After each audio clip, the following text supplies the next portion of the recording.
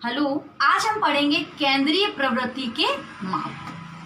केंद्रीय प्रवृत्ति के माप। देखिए बच्चों, माध्यमिक शिक्षा बोर्ड की 10वीं कक्षा का ये चैप्टर नंबर 18 है। इसके अंदर केंद्रीय प्रवृत्ति के माप में हम 3 मापों के बारे में पढ़ते हैं, माध्य, माध्यिका और एक हमारा है बहुलक।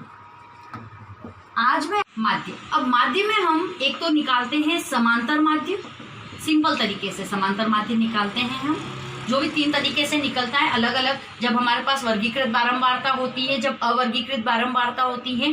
अवर्गीकृत बारंबारता में भी हम 2 तरीके से निकालते हैं और वर्गीकृत बारंबारता में से हम एक प्रकार से निकालते हैं। दूसरा हमारे पास में होता है कल्पित माध्य की सहायता से। कल्पित माध्य की सहायता से माध्य कैसे निकालते हैं। आज जो हमारा टॉपिक है वो है कल्पित माध्य की सहायता से। बोर्ड में ज्यादातर संभावना कल्पित माध्य की सहायता से माध्य निकालने की रहती है, इस तरह का इसके ऊपर बेस्ट क्वेश्चन आने की रहती है। तो आज मैं सारा का सारा स्ट्रेस इसी पर रखते हुए आपको यही सिखाऊंगी कि कल्पित माध्य की सहायता से किस प्रकार से माध्य निकाला जाता है। देखिएगा, कोई भी नंबर अगर हम ले लेते हैं वर्गीकृत बारंबारता में, ये वर्गीकृत अंतराल है हमारे पास में 0 से 10, 10 से 20, 20 से 30 और 30 से 40 या 40 से 50। इस प्रकार से हमको कोई भी एक अंतराल दिया हुआ है और एक हमें दी जाती है f। इसे कहा जाता है बारंबारता, फ्रीक्वेंसी जिसे हम कहते हैं बारंबारता f फ्रीक्वेंसी। मान लीजिए ये कुछ भी दे रखी है 5, 3, 2, 4, 2, इस तरह से कोई भी फ्रीक्वेंसी हमें दी जा सकती है। बस ये 2 चीज देकर के हमसे पूछा जाता है कि इन दोनों की सहायता से आप कल्पित माध्य की सहायता से माध्य निकालिए। तो हम कैसे निकालेंगे? कुछ नहीं करना है हमें, सीधा सीधा हमें करना है x की वैल्यू निकालनी है। सबसे पहला काम हमारा जब ये होता है कि जो वर्गीकृत अंतराल हमें दे रखा है उसकी सहायता से हमें सबसे पहले x की वैल्यू निकालनी होती है।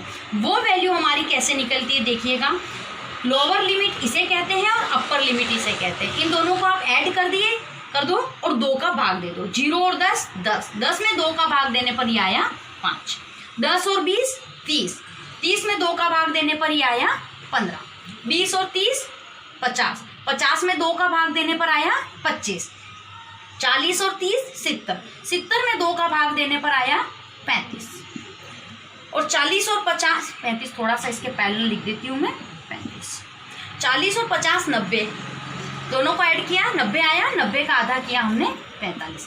अब हमें क्या करना होता है, कल्पित माध्य की सहायता से जब हम माध्य निकालने जा रहे हैं तो हमें इन x की सारी वैल्यूज में से किसी भी एक वैल्यू को, हम चाहें तो किसी भी एक वैल्यू को ले सकते हैं जिसे हम अपनी इच्छा से कल्पित माध्य मतलब कि एज्यूम्ड मीन ए एज्यूम कर सकते हैं।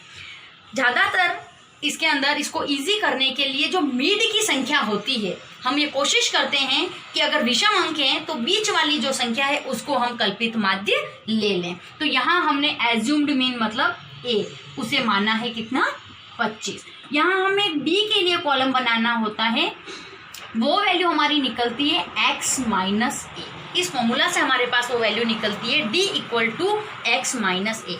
इन सारे x में से इस a को हमें माइनस करते चलना है। देखिए हम कैसे माइनस करेंगे, 5 माइनस 25, 5 माइनस 25, ये हमारे पास में आएगा 20 और बड़ी संख्या का चिन्ह नेगेटिव है इसलिए माइनस का 20।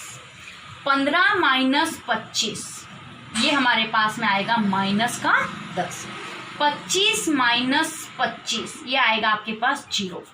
35 माइनस 25, ये आएगा आपके पास 10 और 45 माइनस 25, ये आपके पास आ जाएगा 20। अब देखिएगा, अब हमें अगला कॉलम लेना होता है FD। यहाँ हम निकालते हैं FD। FD का मतलब होता है बारंबारता से जो हमने D निकाला उसका मल्टीप्लाई आपको करना है। 5 का गुणा आपको माइनस के 20 से करना है, ये आया आपका माइनस का 100। 3 का गुणा आपको माइनस के 10 से करना है, वो आपके पास में आएगा माइनस का 30। 2 का गुणा आपको 0 से करना है, वो आपके पास आएगा 0। और 4 का गुणा आपको 10 के साथ करना है, वो आपके पास में आएगा 40। और 2 का गुणा आपको 20 के साथ करना है, वो आपके पास आ जाएगा 20 दूनी 40। अब आप यहाँ देखिए कि सूत्र हमारे पास में कल्पित माध्य की सहायता से जो हम माध्य निकालेंगे, उसका सूत्र हमारे पास में होता है x बार equal to a plus sigma F D upon sigma F. देखिएगा a plus sigma F D upon sigma F. अब सिग्मा एफ डी जो है वो हमारा यहाँ से निकलेगा, क्योंकि जितने भी ये एफ डी हैं अगर हम इनको ऐड कर लेंगे, सिग्मा का मतलब होता है एडिशन, उनका सम।